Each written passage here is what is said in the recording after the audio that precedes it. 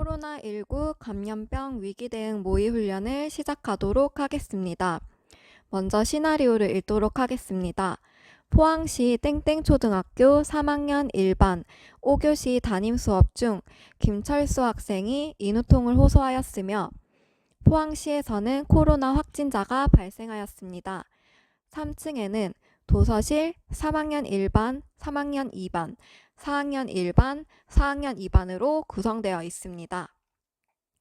이때 담임교사의 역할 알아보겠습니다.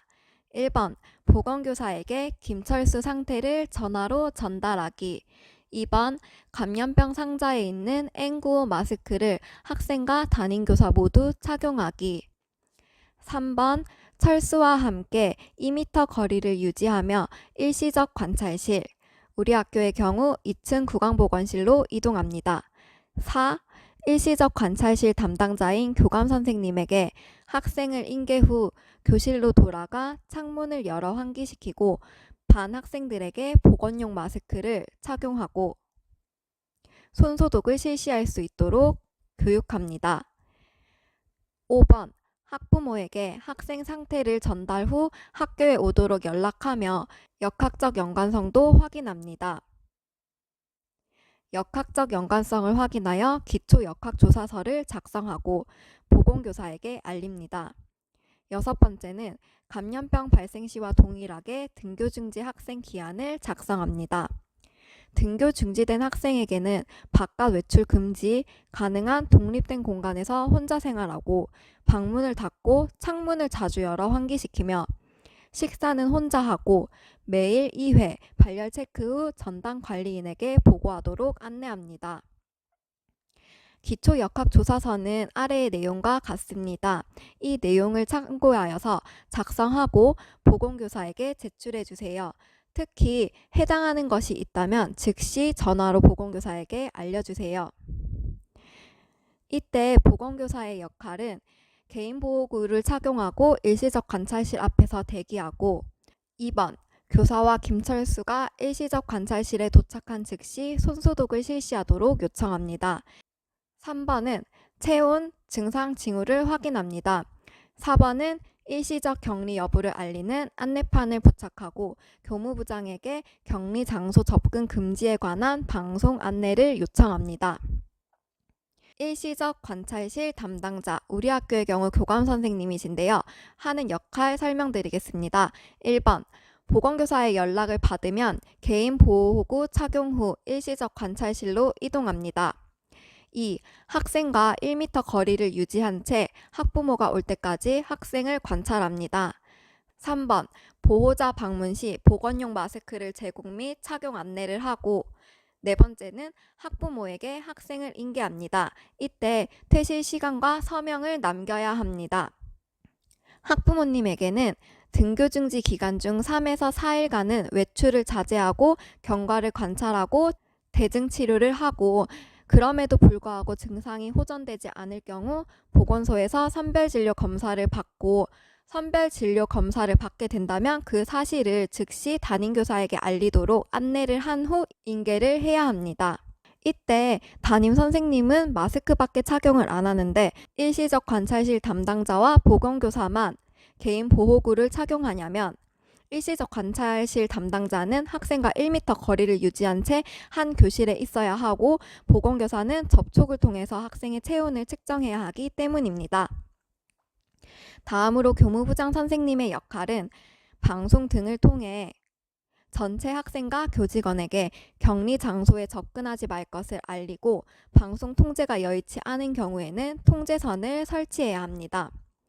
이때 행정실장님께서는 환기 및 소독을 지원해 주셔야 하는데 해당 학생의 교실 및 일시적 관찰실 등에 소독을 하면 됩니다. 교장 선생님과 교감 선생님의 역할 설명드리겠습니다.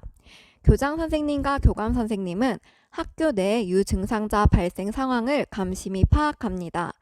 두 번째는 감염병 관리 협의체, 구성원의 역할 및 협조 체계를 구축합니다.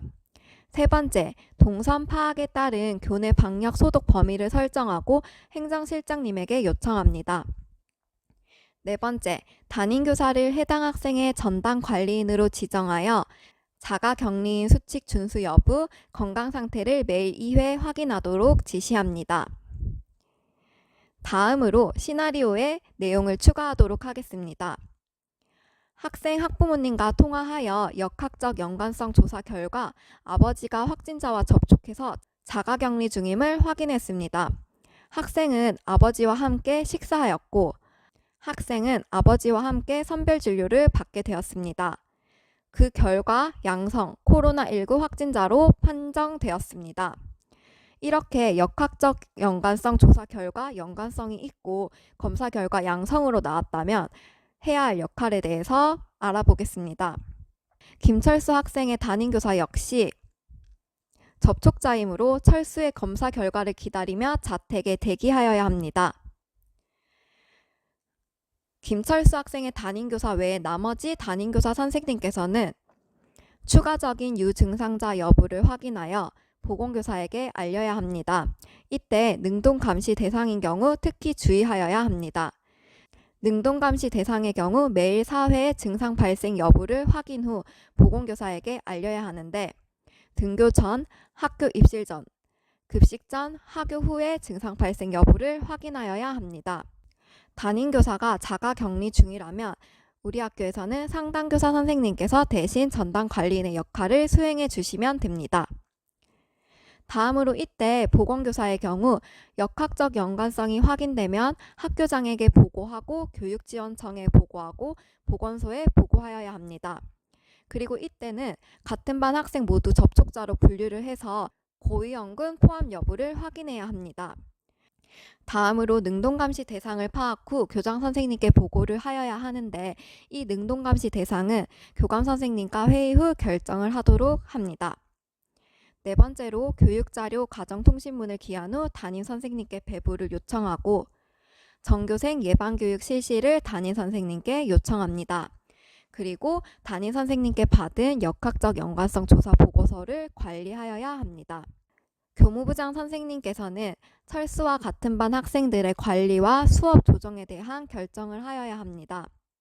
이때는 담임 선생님 또한 자가격리 상태이기 때문에 어떻게 수업을 조정할 것인지에 대해서 구체적인 논의가 필요합니다. 두 번째로는 코로나19 역학적 연관성 유무를 고려하여 학생 이동 동선에 따른 즉각적인 방역 여부를 결정하여야 합니다. 이 부분에 대해서도 교감 선생님과 상의 후 결정하여야 합니다. 세 번째로 다른 전체 학생들에 대한 예방관리 지침을 마련하고 네 번째로 능동감시 대상 학생들의 증상을 관찰하도록 담임 선생님들께 방송으로 안내합니다. 일반적으로 방역 여부는 한 명이 발생하고 경로가 명확한 경우 해당 교실, 교무실, 이동 경로 중심으로 한 명이 발생하고 경로가 불명확할 경우 확진 환자 이용 예상 구역과 일반적으로 학생의 이용이 잦은 구역.